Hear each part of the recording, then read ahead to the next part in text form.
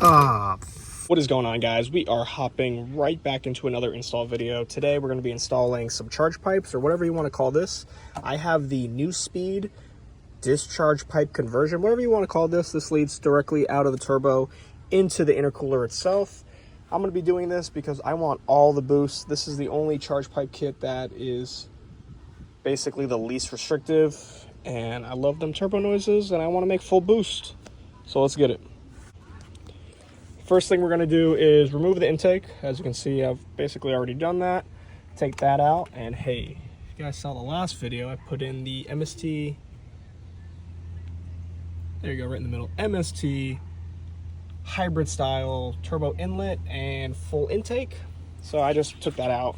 Now we're going to be working on the discharge pipes. Pretty straightforward. You're going to need a flat head here, flat head right here, and I think it'll just pull out from there. Or I don't even think I need to remove this from looks at it. I think I can just skip this one and go straight here, pull that out, and then I think it's, yeah, look, it's not even clipped in here to the car, because the previous owner said fuck me, I guess. And then I think we can just let it ride. Yeah, I almost forgot to mention, it comes with a turbo inlet pipe that's specifically made for these charge pipes, so that's going to be awesome too. It's going to go in first, and then this might be a little bit of a tight squeeze, but you know, that's how we like it. So it's a little windy out here, so I went ahead and put a glove over the turbo inlet pipe. I don't want any more dust getting in there. You know, don't want to damage the turbo already. I haven't even really done, well, no, I haven't done any wide open throttle pulls yet, so better safe than sorry. Now let's take this off. All right, I got myself a nice extension. First I'm gonna get that screw right there. It's a flathead. Just gotta get it in a good position.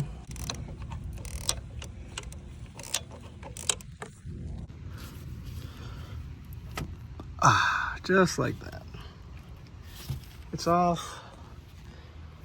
All those are already broken off. So I think there should only be one more connector down there. I gotta pull it off and it should all come out. All right, go underneath the car on the driver's side. This is the intercooler right here. The slip. Let's probably get this off. So I thought that was it to remove the charge pipes, but there's a bunch of these things that are like zip tied. I don't know if these are stock. They look like it, but it's clipped, and then it's zip tied around a bunch of lines. There's one, two, there's three of them. One, two, and then the third one's down there.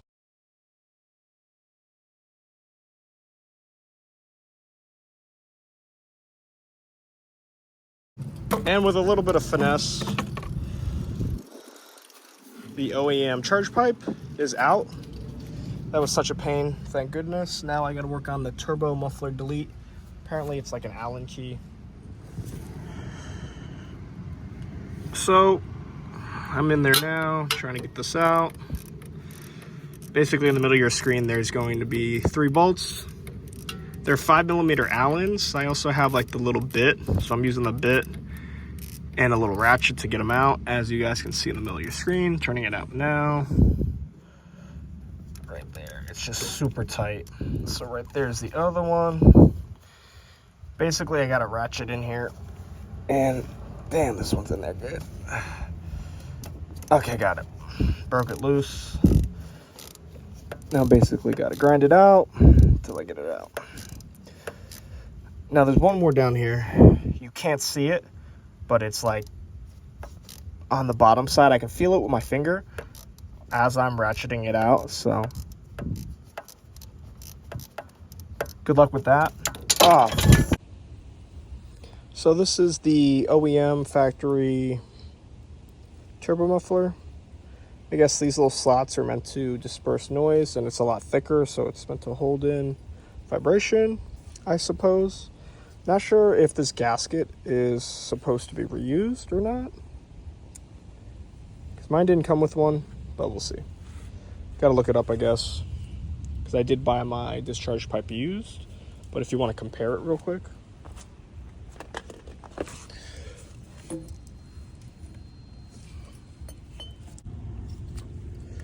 So on the right, we have the OEM turbo inlet. And on the left, we have the NEUSPEED Turbo Muffler Delete that goes with the kit for the charge pipes. Main difference that I'm going to see is going to be the diameter of the two.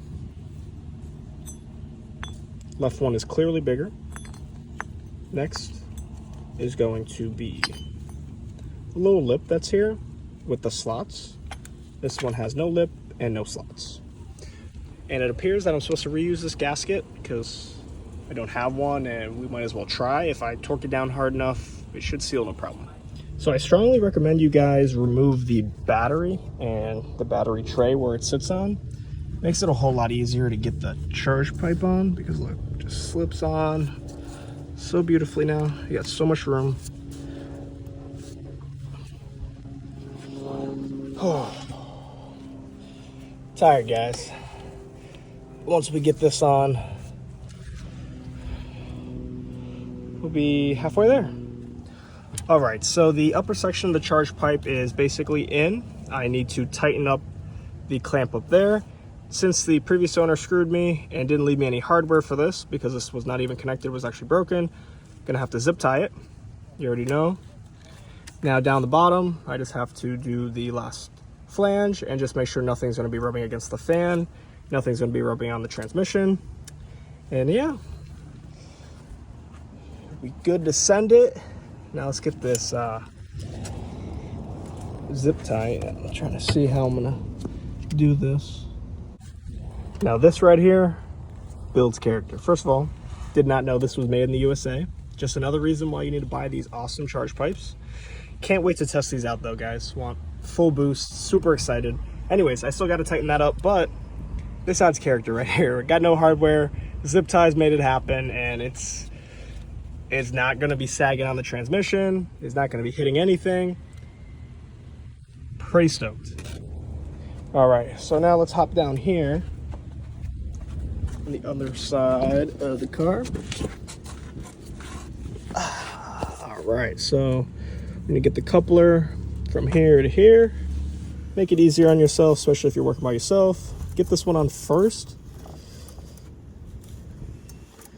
Ooh. That is huge. All right, get this one on first, and then use it to basically hold it up so you can slide the other one on.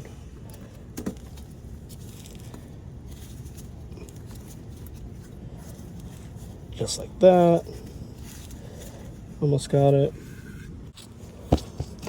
All right, make sure you got plenty of room here. Like the pipe is in there enough, so under high boost, it doesn't blow off.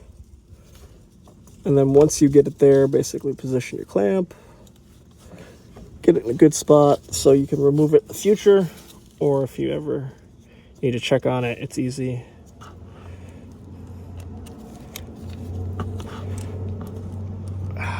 Okay.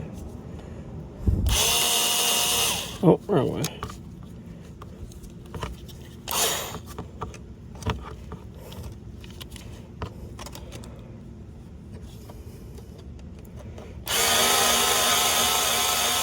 Once you tighten up all the clamps and connections underneath the car, grab your cold air intake.